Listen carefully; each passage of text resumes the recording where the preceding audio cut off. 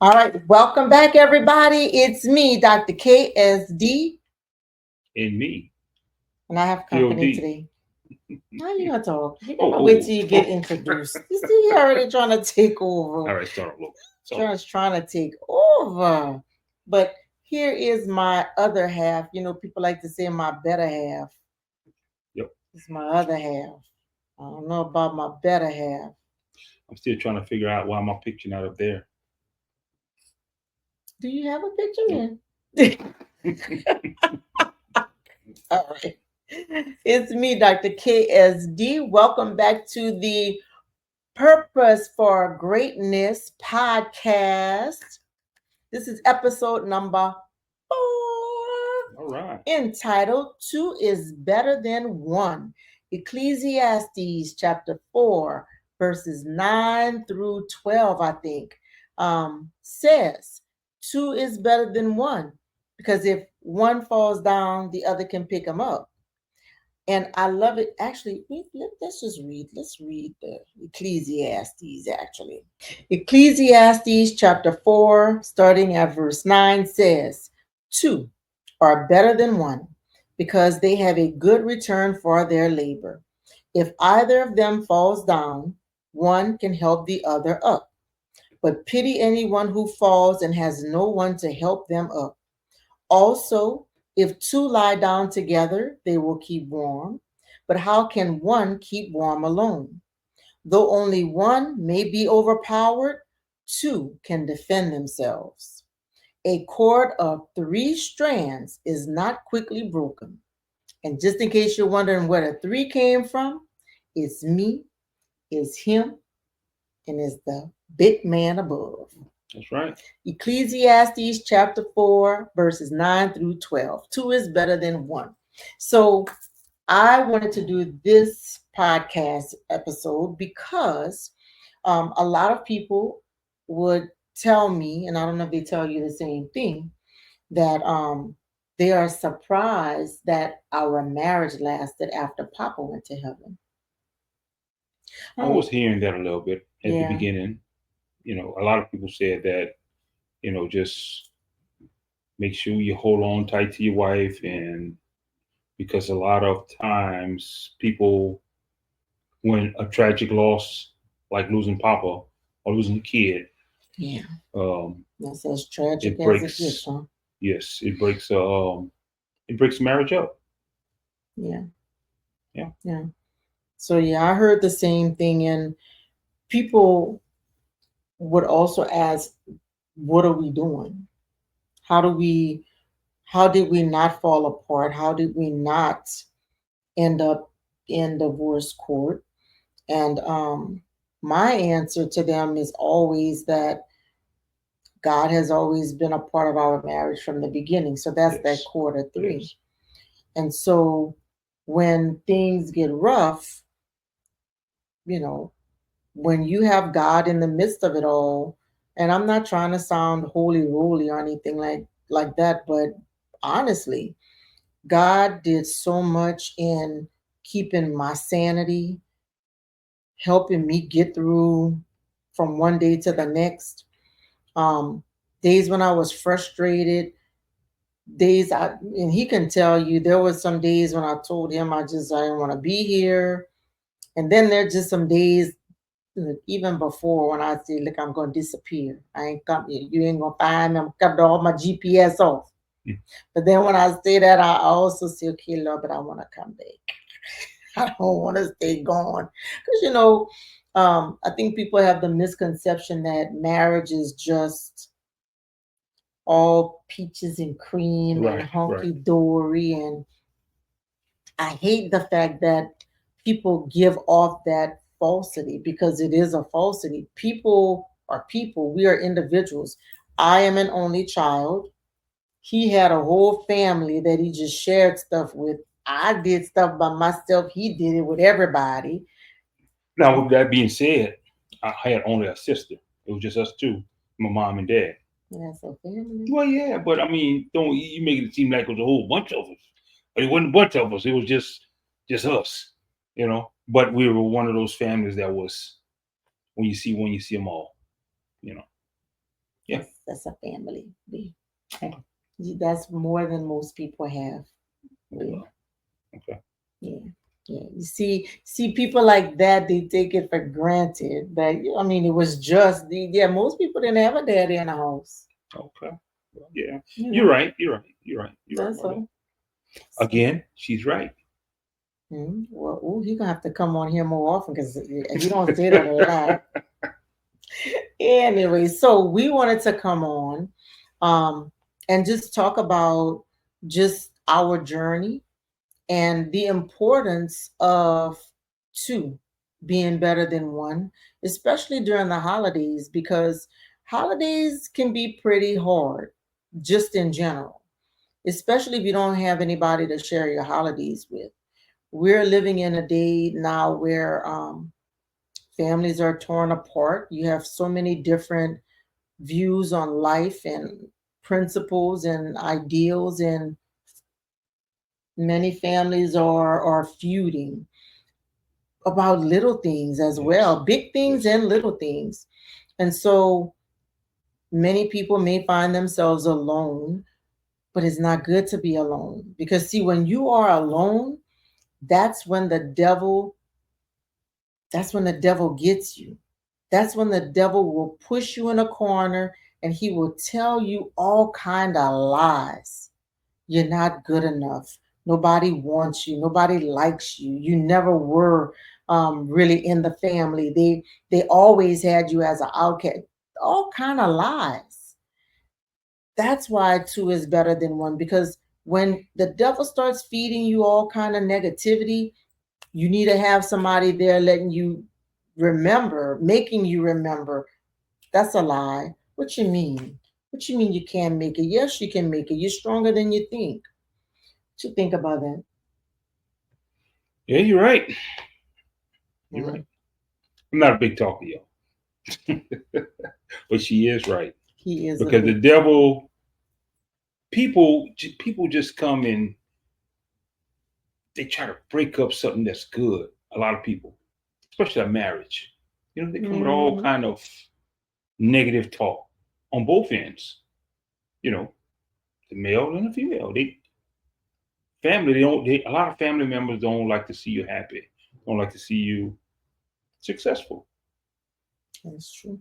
You know, so That's true. I don't know. But that, to me, and I think it might be because I'm an only child. My feeling is this is my life, Right. so nobody gets to interfere with my life. You know, Mm-hmm. so, and I mean that's how my mom raised me as well. So I feel like no matter where you are, people have this insane obligation. It's an insane notion because people feel obligated. They feel like it's You saying they feel obligated to family, yeah, they feel obligated to family no matter what, whether they're right or wrong. whether they're right or wrong. And the problem with that is Jeremiah 1 and 5 says that before I formed you in the womb, I knew you, and before you were born, I set you apart. God created each individual person Mm-hmm. for a purpose. Now, your purpose may not necessarily look like the purpose of other people in your family. True.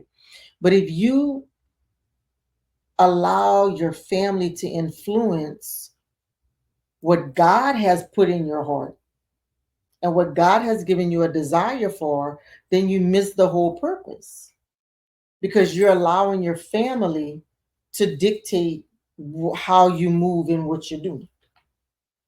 Now, for me, again, I was an only child, so it was an easier thing for me because, I mean, my mama just kind of walked her own path. She did her own thing. I've said that before. My mom was the only one that did not get married because she said she knew from her childhood she did not want to get married Mm-hmm. because in her mind, her mama was always working and her daddy was always looking for work. She said she wasn't doing that. Um, but there are a lot of families, like you, for example, y'all all came up together, and still, your sister, you could call your sister for anything. You call you call your Yeah. family for Right. anything. Right. But at the same time, it still goes without saying that every one of us has been put here for our own purpose. And this isn't for us. This is just, we're talking in general when he says that sometimes family doesn't want the best for you. Right. It might Right. be in your immediate family, it might be in your extended family, but that also goes for friends, that also goes for co-workers, that it could anybody, neighbors, the church, society as a whole. um, God did not have a conference with any of these people. That's the thing. He did not have a conference and say, okay, look, this is what we're going to do. What, do you agree? No. God formed you with a purpose in mind. That desire you have in your heart, that's what you need to go for. Don't let anybody hinder you from doing that. Marriages a lot of time don't last because the Bible says that the two become one. A man should leave his mother and father and be joined with his wife. Same thing for the wife. She leaves her mother and father and be joined to her husband. When you are joined with your husband or your wife, you become one unit. You should function as one unit. Mm-hmm. But you can't function as one unit if you doing your thing over here and the wife doing her thing over there, right? True. True. You got to be on the same page. Yep. So you need communication. Communication Is is a key. key. You're right. Right. Right. Absolutely. Communication is a And big key. in a lot of relationships, marriages, there's no communication. And when there's no communication, there's no stability. There's no No, how can there be stability? right, Yeah. right. So you need communication is one of the keys to a marriage. Oh, I say it's maybe what about 70%, maybe more. Yeah, I would say more. Yeah. Because it's just sometimes those unspoken things, that little itty bitty thing Hmm. that can knock down the whole wall. And men and women both. We sometimes we fall off communication. Oh, they ain't worried about it. It's small. I mean, they good, but then all of a sudden it come back. Full force. Oh yeah. So, well, I didn't know you was such and such. I didn't know I'm you was coming here. back I didn't know you was full there. I didn't know you was.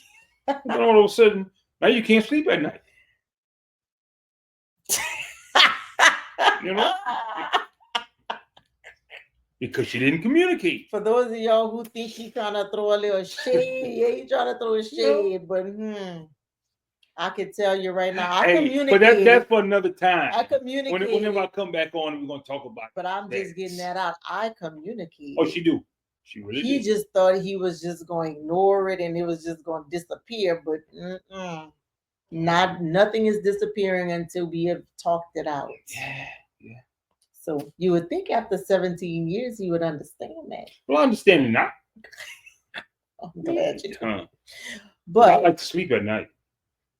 So I think though that our ability to communicate right is another thing that kept us from falling apart. Yes. Because at the end of the day, my loyalty was to him. I was hurting. I honestly didn't want to be here, but I was gonna take care of him. I was gonna make sure he had what he needed. I was gonna make sure that he was good. Um, But did you tell everybody the whole story, how everything happened? That I was okay. Well, for those of you who don't know, would Yeah. you want to, or you don't know the story? Yeah.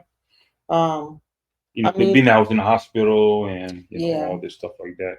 Okay, so just a quick rundown, and I'm just gonna say this ahead of time, and I'm talking about it because he's asking me if I gave the whole rundown, and I will since he's asking. But one of the things that I do want to tell people, when you lose a loved one, for whatever reason, the first question people want to ask is what happened. it's the thing that I remember the most because I wanted to scream sometimes. Stop asking him that. Like every time somebody asks you that question again, Mm-hmm. I literally just wanted to kick him out. Like, okay, leave. Why does it Yeah. matter? It doesn't matter what happened. And I know that it is a very natural thing for people to ask. But one of the things that I feel God has given me a purpose to do is break down all of those traditional things that people have been doing, especially when it comes to grief. Because the questions that you're asking, the things that you're telling people, these are things that are keeping them in bondage and it makes people feel worse. Every single time you're asking somebody what happened, you are forcing them to relive that horrific event over and over and over again. How can you be helpful? Just be there.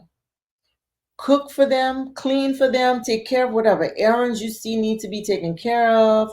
I mean, we had people, y'all, coming here every weekend. Remember that? Yeah.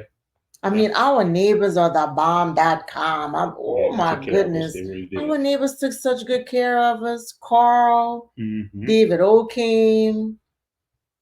But Mr. Cal, what that's the Mr. goodness, Gooch. Mr. Yeah. Mr. Carroll, Mr. Gooch, Mr. Mm-hmm. Al, Mr. Al. and Mr. Al's wife and Miss Betsy too. Mm-hmm. Let's not leave out the women folk because look, the women were there too. Oh yeah. They would come. They kept the grass cut. Daniel. Daniel. He came through. Daniel, Right. look, Everybody. we had some amazing neighbors. Mm-hmm. We had the ESA people who started the whole food train. We had food for 2 months, y'all. So Philip is the cook. I can cook. I can cook, but I don't cook. Because I already told this man, I bring in on the bacon, frying it in a pan, and letting him know you man. No, no, no. Whatever. So anyway, we had food from the ESA family, and other people who reached out for like 2 months, Yeah. maybe more than 2 months. My line sisters got somebody to bring, so 3 months because my line sisters got someone to cook, um, for another a month after the ESA folks finished. Mm-hmm. It was so much, but And of course, family. and Of, yes, of course, that's a no-brainer. They were there also, cooking and yeah, cleaning and doing all the stuff they yep. could. Right. And so when the crash happened, for those of y'all who don't know, August 27th, 2019, um, my husband was bringing our son to jujitsu practice, and a distracted driver went into their lane and hit him head on. And that was the day our baby boy went to heaven. Um, the firefighters, one of them actually reached out to me because she said that they were just also devastated, but she said it took them over an hour to get him out of the vehicle. They had to get the jaws of life to get him out. Nobody could understand how he survived it. They had to air med him, to the hospital. He he went straight to surgery, and he was in the hospital for a week. Um, when he came home, he literally needed help with everything. Had to help him get in the bed, help him get out of the bed, help him, to the bathroom. Look, from the bed to the wheelchair, wheelchair to the bathroom. You know what else? I got to give a shout out to Mr. Mouton. Mr. Mouton, when he was building our house, he was like, "Yeah, we need to just go on ahead and make everything, ready, Right. Right. Just in case. ADA accessible. You never know." Yeah, wheelchair got through all of the doors and hallways without a problem. Had to wash him. I mean, everything, everything. Um, so being there for him, I think that to me, it was one of the ways that God gave me a reason to get up every day. Because even though I have known God all my life, that I've since I was 10, I've Mm-hmm. been saved since I was 12. But this here, my mom passed away 10 years before that, but that threw me for such a loop. I did not have the strength to want to go on. And I think God just gave me a good purpose in being there, taking care of you. Um, and then Leah started talking about want to go to UL. And again, nothing's wrong with UL, but look, Leah is a brilliant mind that she needed to be in a place where she was really going to be challenged. JJ was doing well in the army, talking about, well, I'm gonna just come home. Like, I just think that God gave me the purpose that I needed, you know? Yeah. Um, And we can talk about it now. I couldn't talk about it before. It took about 3 years for me to even discuss this, to be honest. yeah. I just couldn't, that's why I asked you. You had told, mentioned it earlier Yeah. in your podcast. Yeah. So, yeah. So it's now 5 years later. Still hard to believe. I still find myself sometimes like, damn, my baby is not back here. Like it just still seems like really yesterday. surreal. Seems like yesterday. Yeah, it does. You know, I never understood grief before, but I understand it too well now. Yeah. Too well. So this whole podcast is about not not going through life alone, especially during the holidays, because the holidays can evoke a whole lot of sadness and depression, especially for people who are not connected with others, who don't have partners or families to share time with, um, who don't necessarily feel loved, who feel like they're walking alone. We just want to let you know that you don't need to do life alone. I don't know. For some reason, people think it's like an honorable thing. I did it by myself, but we're not meant to walk the earth alone. Ecclesiastes tells us that. You know, even when Jesus came, you know, Jesus was alone. I want to say really once when he went on the mountaintop for the 40 days and 40 nights to fast. Otherwise, he always had his disciples with him. When he sent his disciples out to minister to people, he sent them out two at a time because we're not meant to be alone. Why you think God created Eve for Adam? He said it's not good for man to be alone. We're not meant to be alone. We are meant to be with our families. Now, it doesn't necessarily mean blood family. You might not have a good relationship with your blood family, but your spiritual family or your tribe.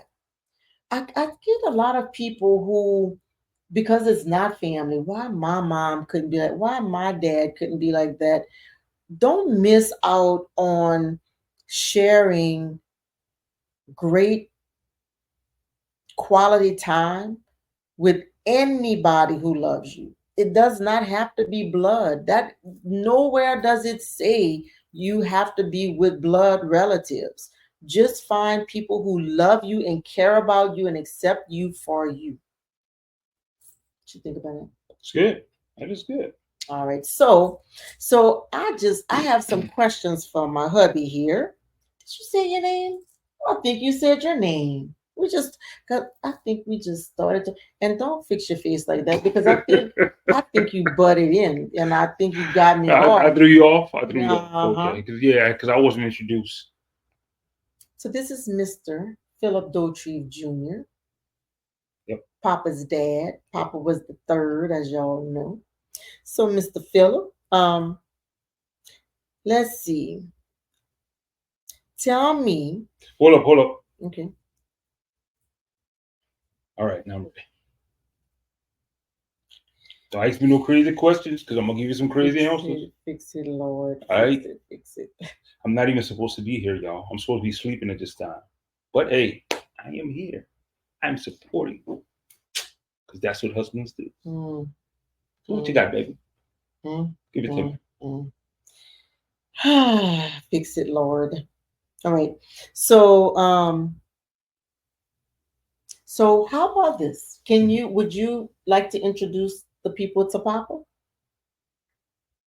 What fond memories you have of Papa? What Ooh, kind of man, kid he was?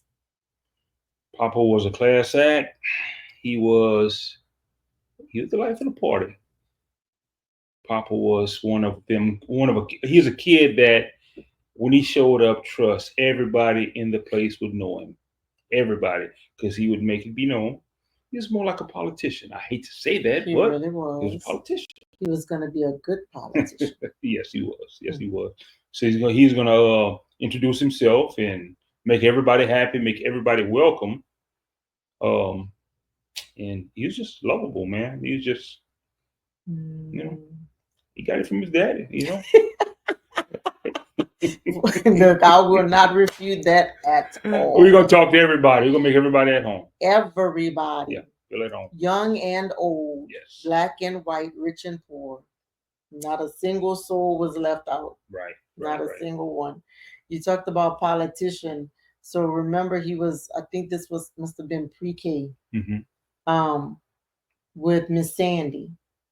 Miss Sandy, she either called or she sent a note home asking us to drop Papa earlier. So I thought Phillip was dropping him late. So I was fussing. I'm like, boy, you getting to school late in the morning? You dropping my child in the morning, making him tardy? It's like, we're not getting to school late. So go and talk to her. She says, oh no, he's not dropping him late. But when Papa gets out the vehicle, he has to talk to everybody like a little politician. He talks to the teachers, he talks to the parents, he talks to the students. So by the time he makes it to the class, he's late. But he doesn't want to miss anybody. And look, when I talked about this one day on Facebook, there were some parents who came on and were like, you are right about that. We used to love when we would see Phillip because he would definitely make our morning. Oh yeah. Because he made sure they saw him. He made their day because he saw them and took his time to call out their name and tell them hello or good morning. So that was him. He always did. And Lord, no matter where we went, Oh yeah. no matter where we went, this boy was going. He was gonna find finding somebody. somebody He's to gonna talk talk. to. But all of those adults, none of them wanted to leave him. None of them wanted to stop talking. Everybody was enjoying the conversation. And one thing that he had loved so much, I know he loved sports. He loved sports. But Pop was a reader. He loved to read books. Mm-hmm. Like on the way bringing him to school, he always had a book. Always had a book in his hand, reading a book. And that was just so awesome. You don't see that with a lot of kids nowadays, but he was one that, yeah, he was really different. All right. So during the time when you were incapacitated, when you needed all that help, tell me what left a lasting impression on you the most, with the help you got, or was there anything that stood out to you about needing help and getting help, or did you get the help that you needed? Oh yes, I got the help that I needed. And yeah, everybody was there. Everybody helped me. Everybody just showed love. Um, at the time, it was the help that I really needed from everyone. Oh, of course, especially you. You really helped me out a lot. But friends and cousins and neighbors came through and just poured love in. And of course, I'm one of those persons that I like company. I like to talk.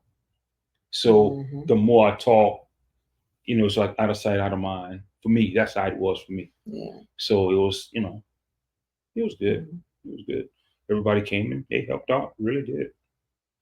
So one of the big things for us is that, like I said before, I am an only child, and he comes from the two-parent home with the sister and a family. I am accustomed to dealing with things by myself. He is accustomed to dealing with things with people. Yeah, as a group. As a group. So our grief looked completely different. I wanted to be in this house, secluded, left alone. I didn't want to talk to anybody. He needed the company. Yes. And so all that he just said, he enjoyed having the people around and talking to folks. I didn't like any of that. None of it. But both of us were grieving. So one of the things was we had to be understanding and considerate of one another's feelings and the fact that we were both grieving.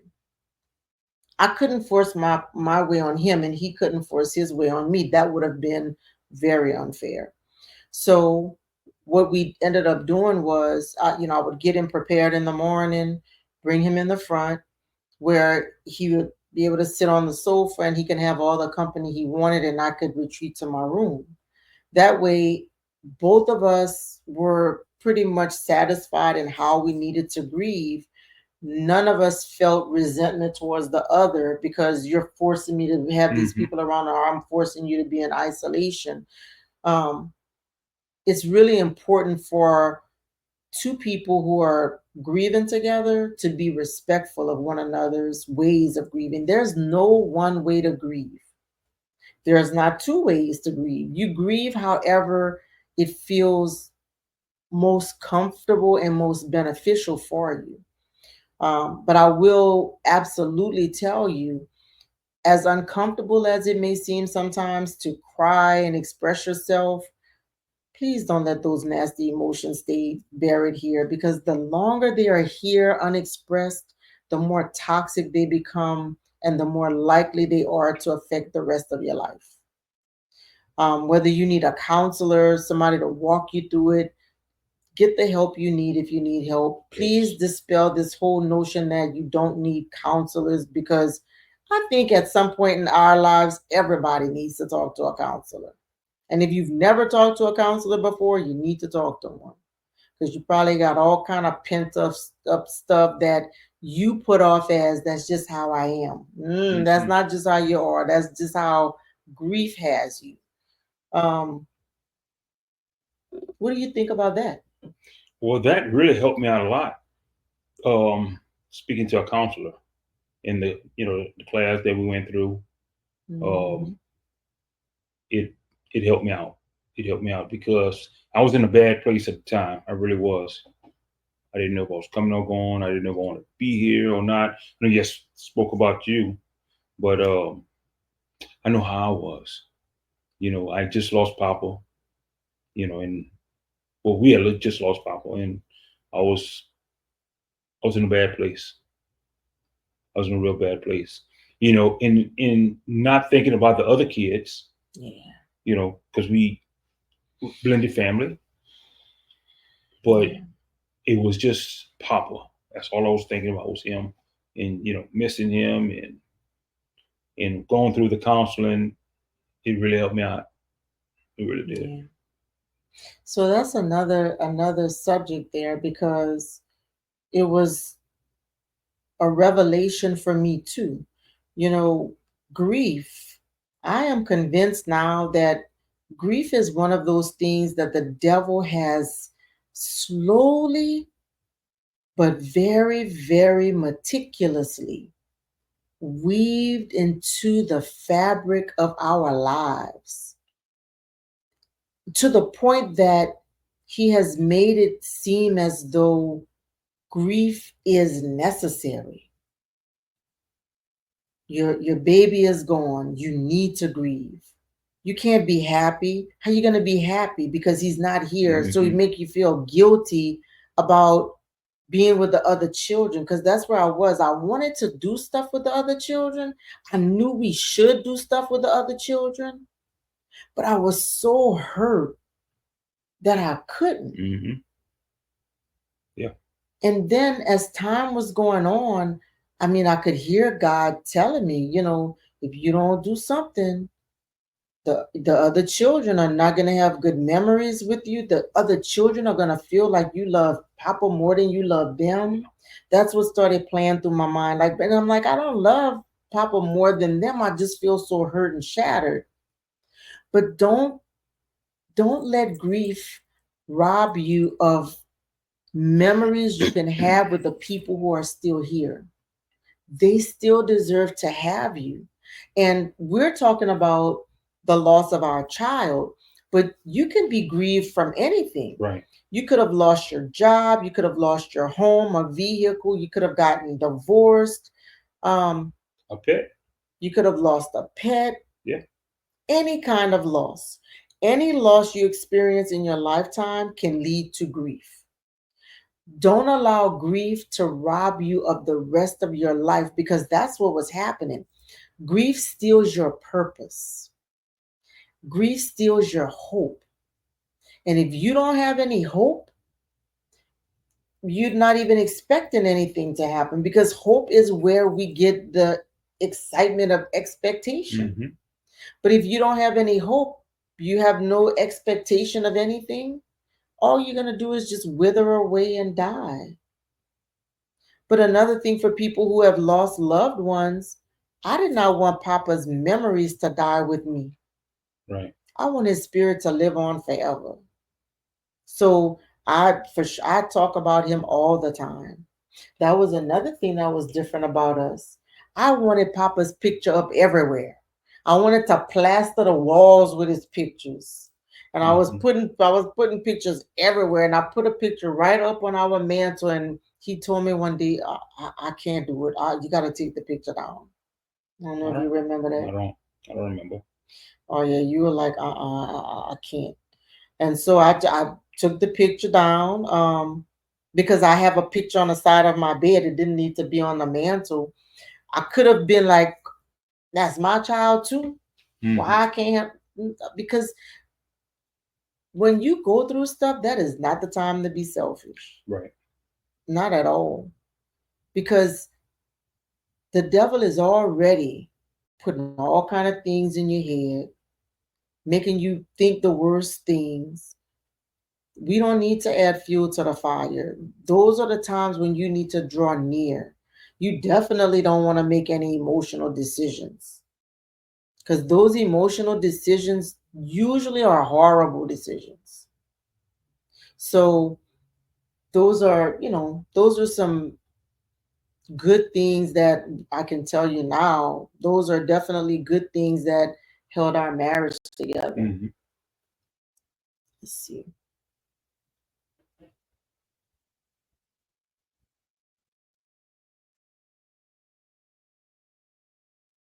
All right. So, now that the holidays are rolling around again, so this is gonna be Christmas number 5 with our Papa. Um, how do the holidays make you feel now? It's 5 years later. Well, it makes me feel. I feel sad at times because I miss Papa, of course, and I knew he loved the holidays. We all love the holidays, and it's like with him not being here, it's like a empty space. Yeah, But what I do, you know, I'm, I think about all the memories we had together, all the good times we had together, and of course, I talk to him all the time. Talk to his spirit because I know he's around. He's mm, always with me, and I go to the grave site at times, and just go spend some time with him over there.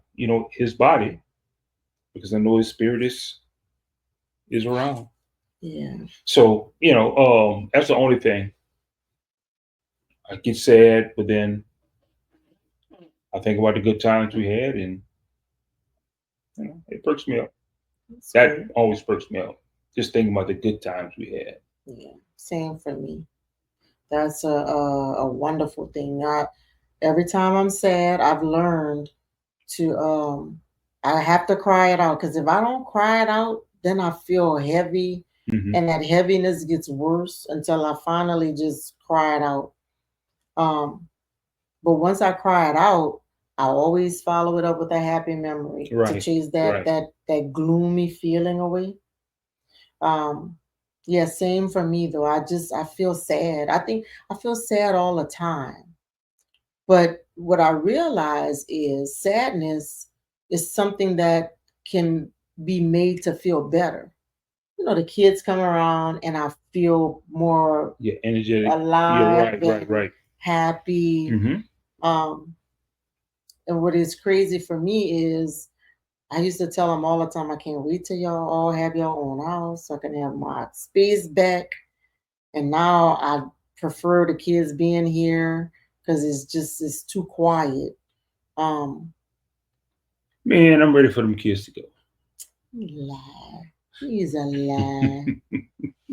He is a Whatever. he is not telling the truth. Um, but yeah, I like the noise and I like the just having them around, um, which is surprising to me because I've always been like, okay, y'all got to go, y'all got to go. But the holidays, I used to feel guilty, um, because I used to feel like we shouldn't be having celebrating, fun. right? Yeah, Exactly. we shouldn't be celebrating. Right. And again, it's just another trick of the devil, making you withhold the ability for you and your other loved ones to have new memories. They are still here. They are not gone. They deserve to continue having those memories. And another thing, our purpose is still alive. Our purpose didn't die. So we owe it to God to fulfill that purpose. I am 100% positive that we're going to see Papa again. Oh my God. And I don't know if we ever talked about this, but yeah, you like the graveyard. I go to the graveyard, um, but I go more out of, I want to say maybe out of obligation, because I know his spirit is not there. It's just the flesh, and I feel like if the more I talk about him, it's like I can feel his spirit around me. And I close my eyes sometime. I'm like, okay, Lord, let me feel him. And then I'm like, okay, I might be scared a little bit, but that's okay. That's okay. I'm gonna get over it. Let me feel him a little bit. And Lord, I love when I have dreams about him. Right. But yeah, the graveyard for me is like not a thing. As you know, I don't go by my mama's grave. I go like on occasions. Right. But it's more out of obligation because their spirit is not there, So let's see.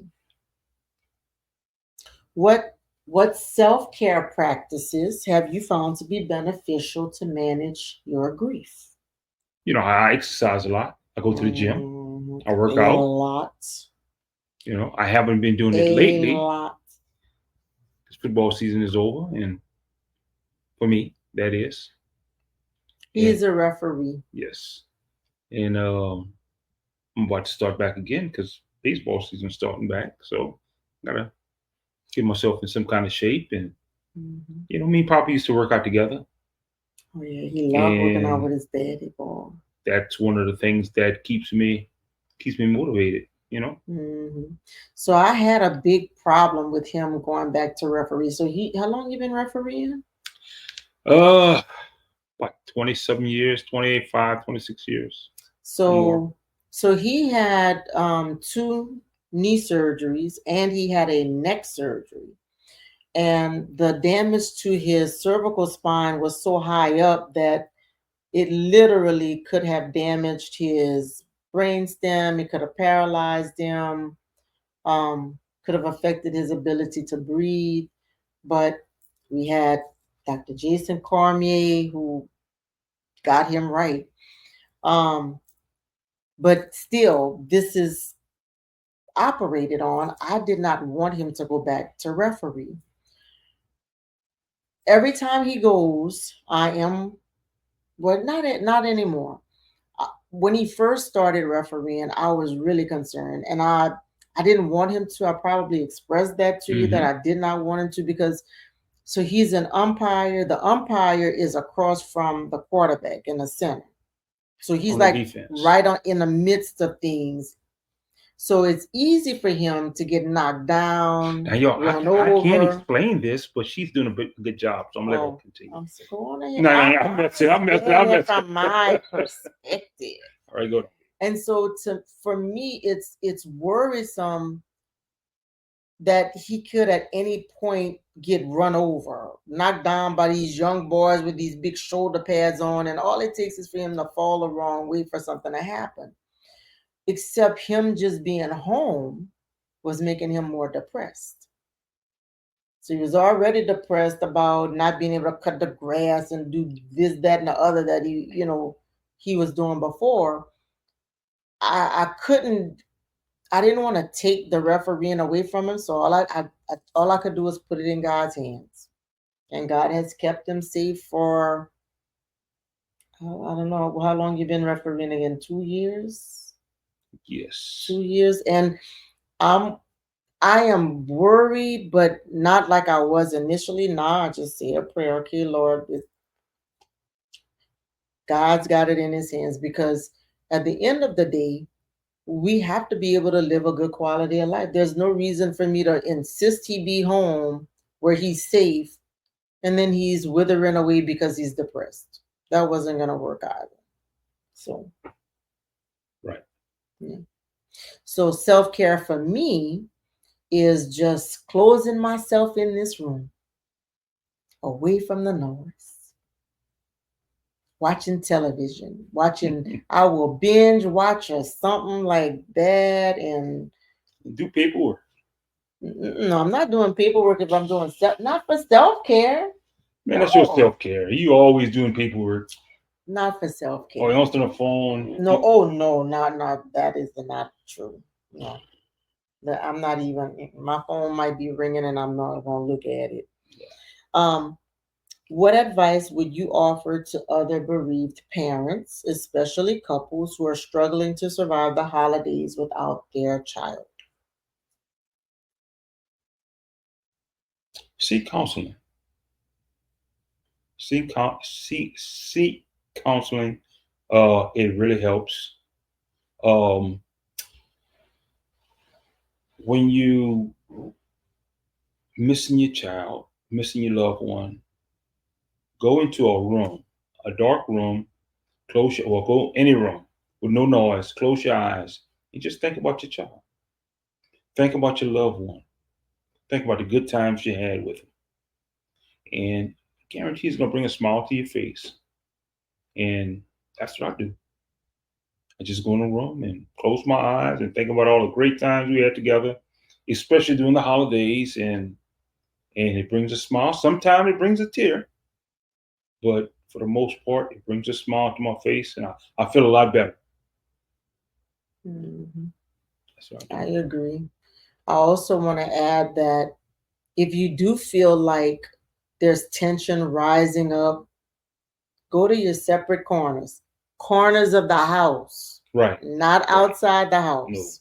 No, inside. Don't ever let the devil separate you. That too much. Two is better than one. But you don't want the snowball effect or the domino effect where one little thing explodes into another and another and another, and then you're arguing. If emotions are getting out of hand, just take a minute to just go to your different corners and calm down, and then we can start again. If you feel like your partner is not hearing you out on a certain thing, one of the things that I started doing that I learned, I forgot from where, is if I feel like he's not hearing me, I say, okay, what did I say? Because if I tell him something, that dude will start talking about something I wasn't even talking about. Like, what? Where you going with this? Hold on. What do you think I said? I'm coming back, but I'm making my circle. So make them repeat. What do you think I asked you for? What do you think I said, to make sure that they heard you properly? Because sometimes people did not hear you properly. I also will give you this advice. Hear the other person out. Let each person have their time to express themselves without you saying me too. because each one of you needs your turn to just be able to express it, and it's just yours, right? Just so you can get the emotion out without anybody coming in and saying, that's how I felt too, like, no, no, no. Just each person should have their own time to just express themselves, because it's when you get it out of your system that it feels better. And let nothing and no one tell you how you should be doing things. You do things the way it feels right for you to do it. Only the two of you know. Losing a child is a completely different monster from anything I've ever felt in my life. Um, but just because we both lost our child doesn't mean that we grieve the same way, as we talked about earlier. My relationship with Papa was different from his relationship with Papa. I was close to Papa, but he was close to Papa. But Papa had a special relationship with both of us. Doesn't matter that your child spent more time with you or more time with them. Just be respectful that each one of you had your own relationship, and honor that, and allow that person, your spouse, to express themselves the way they need to express themselves. But do not allow grief to just take over. If you see your spouse going down the rabbit hole, you better grab them out of there. Get them the help they need. If they don't want to see a counselor, call the counselor anyway, because we do what we need to do for the people we love. Um, and always remember, like he said, always bring up those happy memories. I think at the end of every cry, you have to bring up those happy memories. But all holiday long, bring up your loved one. We were talking about Papa for Thanksgiving. Mm-hmm. He was saying, he put in our text message, boy, Papa would have had a big plate of food by now. Man, and a big plate, yeah. Christmas time, man, I don't even know what the list would look like right now, because you would be 15. Lord, what kind of expensive list would that be? He'd be about to drive, like, well, he probably would have been driving already. Just it's all of those wonderful things. I can imagine what your child would be doing. That, I mean, it's a beautiful thing. And it shouldn't just evoke painful memories. You want to make sure that you get into a program where you can properly express those emotions, because Papa went to heaven 5 years ago. It's not like we're experiencing it over and over and over again every day. What stays behind is the pain, that emotion from it. That's what we have to learn how to express properly, so that we can have those wonderful, beautiful memories come up and it not cause us pain. That's what you need. And definitely anyone who is interested in the program that I put together, please, by all means, inbox me, contact me. You can email me at contact@doctorksd.com, contact@doctorksd.com. Or you can go to my website, doctorksd.com, doctorksd.com, and you can message me there. But it's a step-by-step approach to getting those emotions that are trapped inside, that are toxic and killing you slowly, getting them out so that you can live the life of purpose that you're supposed to be living. Last question. What have you learned about resilience and love from this journey of loss that we have been on?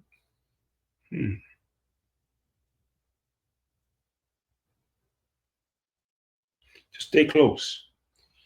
Communication, like I said earlier, is the key. Love your spouse. You see what I Stating mean? love with your spouse. Hold on. You see what I mean? He ain't listen to the question at all. What do you think I see?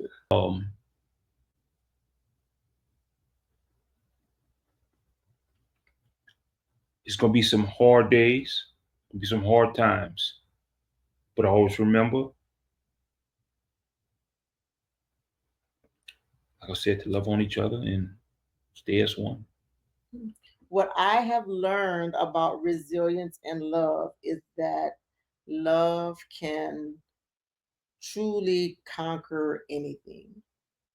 And I definitely learned that I am stronger than I thought I was because I did not think I was going to survive it. I had days when I just thought, there's no way I'm going to survive this, Lord. I cannot see beyond tomorrow. I can't imagine how I'm going to make it to tomorrow, let alone next week, next month, next year. But what I've learned is when you are rooted and grounded in the Lord already, when you already have a strong relationship with your spouse, when you already have your support system, especially your tribe, though you are anything but strong, though you feel shattered, even though you feel like giving up, you have already put measures in place to guarantee that you're going to survive, even though you don't feel like you're going to survive. You have to have those things already in place. I did not believe that love was a real thing. I really didn't believe love was a real thing because I'd never ever loved anybody like, you see the people falling out like, oh Lordy, I've never been in that kind of relationship before. I never knew what real love was. I mean, I didn't grow up with a daddy in my house either. But I I am grateful that you're still here. It also made me realize that life is precious. Don't sweat the small stuff. Live your life with purpose because life is fragile. We walk around here like we got 9 lives like cats when we do not. And the Bible says we do not know the day nor the hour. So true. We better be ready already. Papa was ready. He was. I know undoubtedly he is in heaven. We better be ready. Now, I would say I don't know why the Lord left you here. Um, but I would tell you that I wouldn't miss out on the second chance for sure, you know? So, but yeah, that's what I learned. So, do you have any additional closing remarks? Thank you all for coming. Oh, we're gonna have to do this again. Yeah, we're gonna have to do this again. So, thank you all so much. Listen, don't forget, please click the subscribe button, click the follow button, whatever you have down there, click it.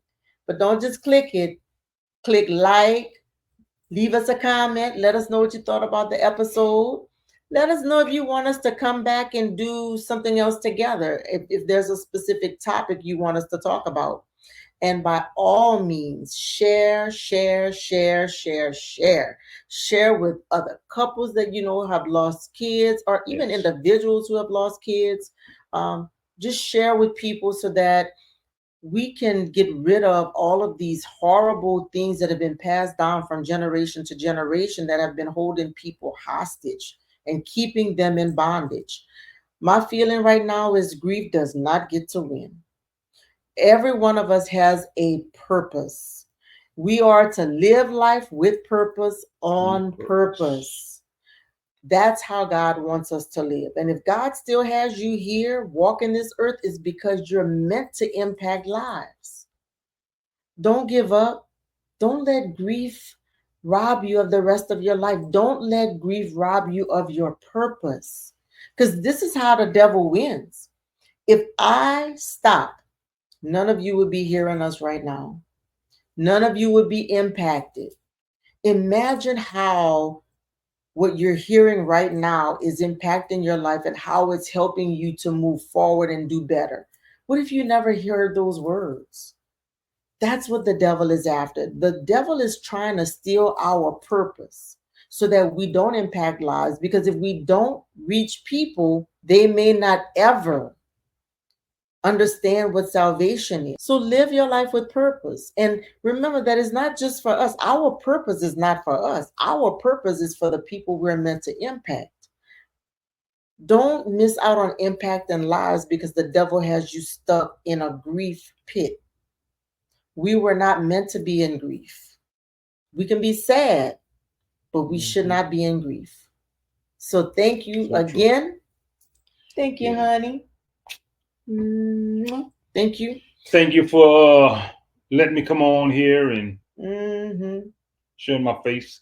Mm-hmm. So don't forget, everybody, live life with purpose on purpose.